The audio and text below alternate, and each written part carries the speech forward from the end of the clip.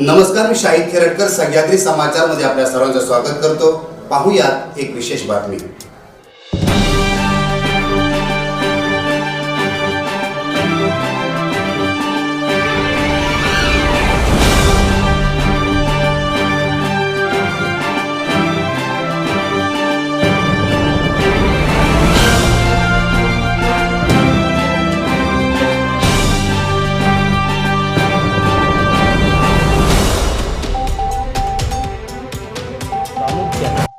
काही प्रमुख गोष्टी आपल्याला करणे आवश्यक आहे. त्यामध्ये जसं चिपळूण शहराच्या बाबतीत बोलायचं झालं तर चिपळूण शहर असेल, आजूबाजूची गावं असतील, कायमस्वरूपी पुराने म्हणजे त्याला सफर होत असतात. तर कायमस्वरूपी याच्यावर उपाययोजनासाठी 2200 कोटीचा जो प्रोजेक्ट रिपोर्ट बनतोय त्याची मंजुरी मिळवून ते काम जर चांगल्या पद्धतीने चालू करता आलं तर ते काम आपल्याला चालू करायचेच आहे. दुसरी महत्वाची गोष्ट म्हणजे आपल्याकडे कोकणामध्ये मोठ्या धरणापेक्षा छोटी छोटी पाझर तलाव प्रत्येक खोऱ्यात होणं खूप गरजेचं आहे. आणि ही पाझर तलाव मोठ्या मोठ्या आणि छोटी अशा दोन कॅटेगरीत असतात. तर ती दोन्ही पद्धतीने आपल्याला जर करता आली तर आपल्याकडचा पाण्याचा प्रश्न या माध्यमातून आपण दूर करणार आहोत. या अनुषंगाने आपण जवळजवळ 12 पाझर तलाव आपल्या मतदारसंघामध्ये मंजूर केलेली आहे. तिसरी महत्वाची गोष्ट म्हणजे रोजगारीचा, कारण रोजगारीचा हा विषय अतिशय महत्वाचा आहे. ज्या पद्धतीने मुलं शिकतात, आज मुलींच्या शिक्षणासाठी देखील मोफत व्यवस्था करण्याचा निर्णय या राज्य युती शासनाने घेतलेला आहे. परंतु शिकल्यानंतर त्यांना रोजगार उपलब्ध करून द्यायचा असेल तर त्या पद्धतीची ट्रेनिंग आवश्यकती, त्याचबरोबर ट्रेनिंग बरोबर उद्योग उभारण्यासाठी आर्थिक स्तर उंचावण्यासाठीची मदत करणं हा देखील आपल्याला त्या माध्यमातूनचा प्रमुख आहे. चौथी रोजगारासाठी उपलब्ध होणारी कोकणाचा विचार केला आणि विशेषतः चिपळूण संगमेश्वरचा विचार केला तर आपल्याला पर्यटनाची संधी खूप मोठ्या पद्धतीने. हे पर्यटन 2 टप्प्यात आहे. एक कृषी पर्यटन आपण चांगल्या पद्धतीने आपल्या भागामध्ये डेव्हलप करू शकतो आणि दुसरं यात्रा किंवा तीर्थक्षेत्र पर्यटनाच्या माध्यमातून डेव्हलपमेंट करू शकतो. त्याचा विचार केला तर देवरुख तालुक्यामध्ये मार्लेश्वर असेल, टिकलेश्वर असेल, मैपतगड असेल, कसबा असेल किंवा मुरबाडचं जे मंदिर आहे, अशा अनेक गोष्टी आहेत की आपल्याला प्रचित गड पण तिथे आहे. तर हे गड जर आपण चांगल्या पद्धतीने विकसित करू शकलो तर एक चांगलं पर्यटन आपल्याला वाढणार आहे. आणि त्या अनुषंगाने मार्लेश्वरला देखील जवळजवळ 15 कोटीचा निधी आपण आणलेला आहे. टिकलेश्वरसाठी देखील 4 कोटीचा निधी आणलेला आहे. मैपतगडासाठी देखील आणलेला आहे. कसब्यासाठी प्राथमिक स्वरूपात 5 कोटीचा निधी आपण त्या माध्यमातून आणलेला आहे. आता आपल्याला माहिती आहे गांधारेश्वर मंदिरासाठी 3 कोटीचा निधीची पूर्तता होऊन ते प्रोजेक्ट आपल्याला चालू आहे.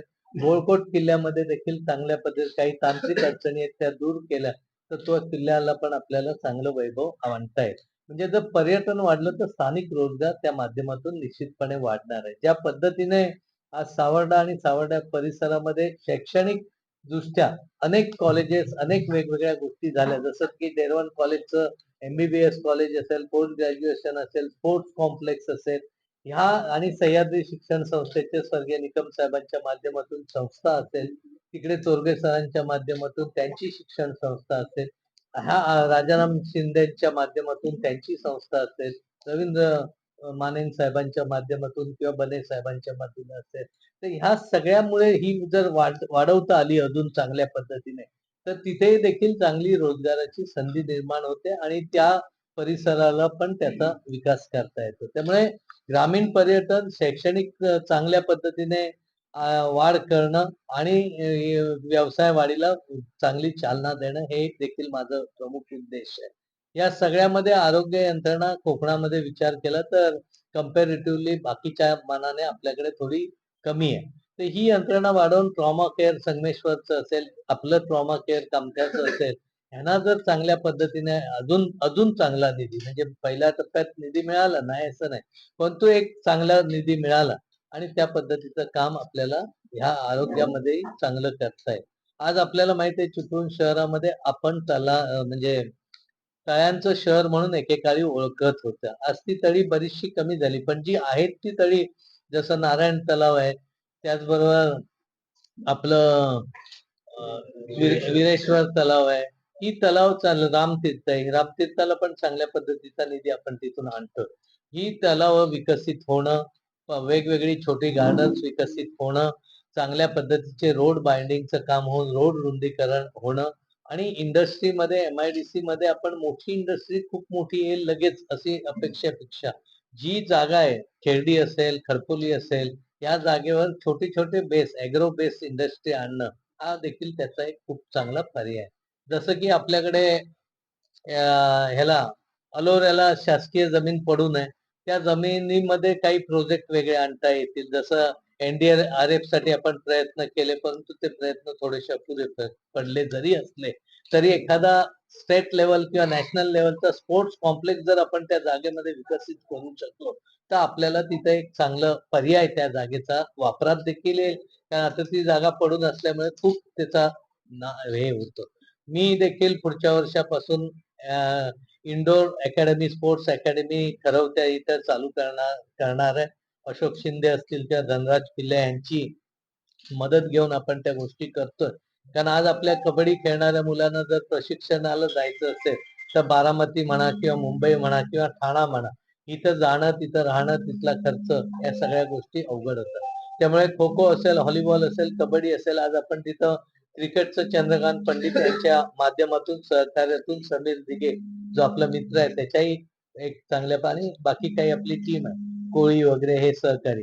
क्रिकेटच्या 3 विकेट आपण तिथं बनवायला घेतल्यात. येत्या 1 महिन्यात अतिशय चांगल्या पद्धतीचा पाऊस कंटिन्यू नसता तर मधल्या 30 सप्टेंबर पर्यंत आपण सचिनशी पण बोलणं झालं होतं. त्यांना आणून ते तिथं स्टार्ट घ्यायचा आपला प्रयत्न आहे. पण 1 महिन्यात, 1.5 महिन्यात माझी असे आहे की तिथलं ग्राउंड देखील अद्ययावतपणे क्रिकेटसाठीचं उपलब्ध होईल. तिथं देखील इंडोर स्टेडियम एक चांगलं आपण दर्जेदार पद्धतीने बनवतोय की जेणेकरून तालुक्यातली मुलं तिथं प्रशिक्षित होतील, रेसिडेन्शियल राहतील आणि चांगल्या पद्धतीने स्पोर्ट्सला एक चांगलं दर्जा देण्याचं आपण काम करू. याचबरोबर ज्या कलाकार आहेत, ग्रामीण कलाकार आहेत, लोककला आहे, त्या लोककलेला देखील सन्मान देऊन त्यांना सपोर्ट करणं आणि या लोककलामध्ये आणि ग्रामीण भागातले जे कलाकार आहेत, त्यांनाही चांगल्या पद्धतीने सपोर्ट करून आपल्याला पुढं कसं नेता येईल हा विचार आपल्याला करायचा आहे. जेणेकरून स्पोर्ट्स असेल, कला असेल, क्रीडा असेल, या सगळ्यामध्ये जी मुलं आपली आहेत त्यांना सपोर्ट करण्याची आपल्याला भूमिका करायची आहे. बाकी आरोग्य सेवा आहे, दर्जेदार शिक्षणाच्या बाबतीत आहे, कृषीमध्ये देखील छोट्या छोट्या संस्था करून जसं आपल्याला माहिती आहे की क्लस्टरमध्ये काही स्कीम्स आता सेंट्रल गव्हर्नमेंटने खूप चांगल्या पद्धतीने आणलेल्या आहे.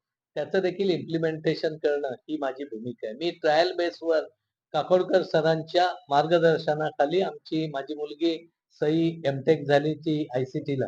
तिच्या पुढाकाराने एक प्राथमिक स्वरूपात आपल्याकडची जी फळं वेस्टेज जातात, त्या फळांना चांगल्या व्हॅल्यू ॲडिशन्स करून मग वेगवेगळ्या वायनरी पासून पण त्यामध्ये एक चांगला पर्याय आपल्याला त्या माध्यमातून देता येईल, की ज्याच्यामध्ये कोकणात होणारी नाशिवंत फळं, मग जांभूळ असेल, करवंद असेल, करवंद आता फारसं आपल्याकडे नाही, पण जांभूळ आपण चांगल्या पद्धतीने लागवड करू शकतो. आपल्याकडे आंब्याचाही उपयोग त्या माध्यमातून होऊ शकतो. त्याचबरोबर फणसाची चांगल्या पद्धतीने चांगलं तिथे काम करू शकतो. तर ह्या सगळ्या मुळे तिथलं ग्रामीण पर्यटन देखील वाढू शकतं. त्यामुळे रस्ते, पूल ह्या ज्या गोष्टी बेसिक आहेत त्या आता इन्फ्रास्ट्रक्चर डेव्हलपमेंटचा एक भाग आहे.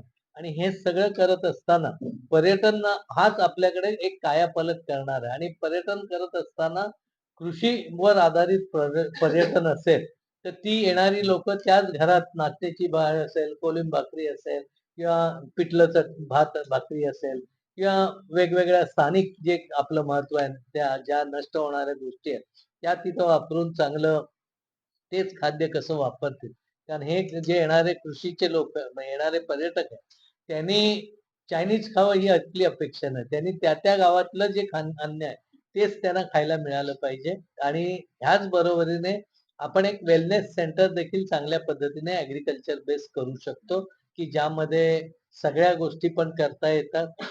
वेलनेस सगळ्या गोष्टी म्हणजे आरोग्याशी निगडीत ज्या ज्या गोष्टी आहेत त्या चांगल्या पद्धतीने करता येतात आणि सोबत पर्यटनाचा आनंद देखील आपल्याकडे घेता येतो. जसं की कृषी पर्यटनामध्ये एखादे पिकनिकला जरी आले ती शॉर्ट ट्रेनिंग कोर्स केले म्हणजे फूड प्रोसेसिंग इंडस्ट्रीमध्ये असेल, लँडस्केपिंग असेल, किचन गार्डनिंग असेल किंवा छोटस ऑर्नामेंटल गार्डनिंग असेल, हे छोटे छोटे कोर्स त्यांना शिकवता आले, 3 तासाचे, 2 तासाचे. बेकरी प्रॉडक्ट्स तयार करण्याचा, अगदी कमर्शियल त्यांनी विकावे तसं नाही, पण ते घरच्या घरी आपल्या मुलांना खायला देण्याचं काम करू शकतात. अशा पद्धतीचं काम एक आपल्याला करणं अभिप्रेत आहे. त्या दृष्टीने आपली कारवाई चालू आहे.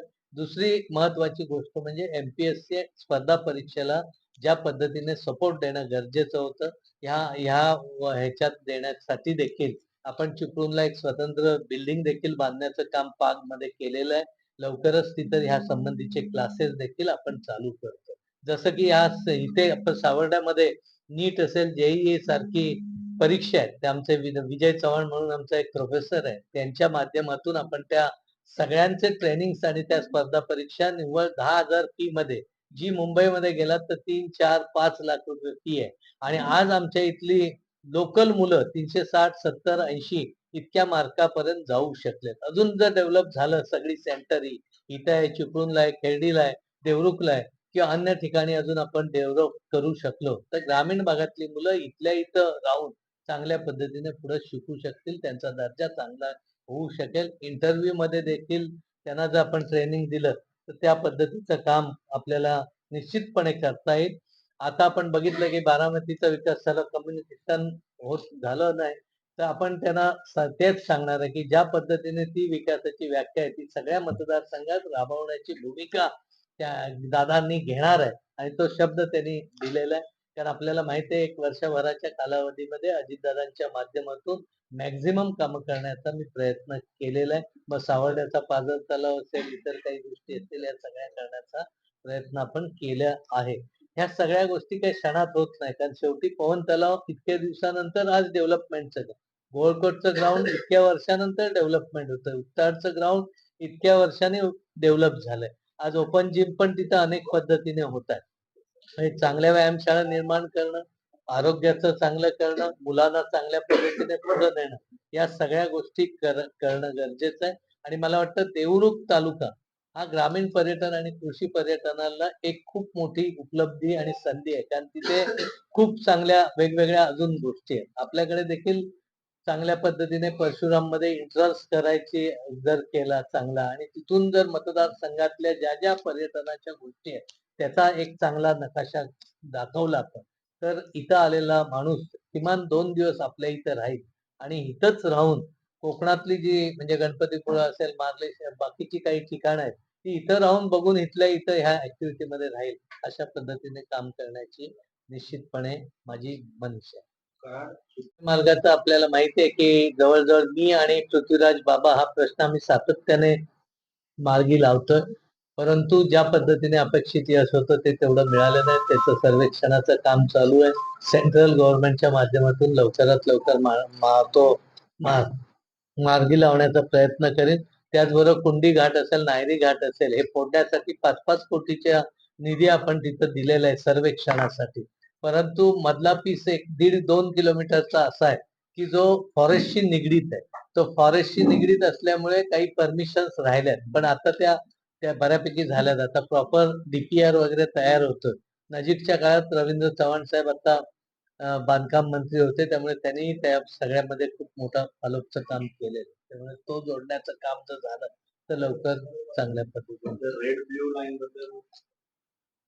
रेड ब्ल्यू लाईन बाबतची देखील प्रोसेस चालू आहे, पण एवढी झटकन होणारी ती प्रक्रिया नाही, कारण पूर्ण महाराष्ट्रामध्ये, देशामध्ये ही लाईनचं हे आहे. आपल्याला ती लाईन कमी करण्याच्या बाबतीतचे आश्वासन मुख्यमंत्र्यांनी दिलेलं आहे आणि ते लवकरात लवकर कशी करता येईल याचा विचार आहे.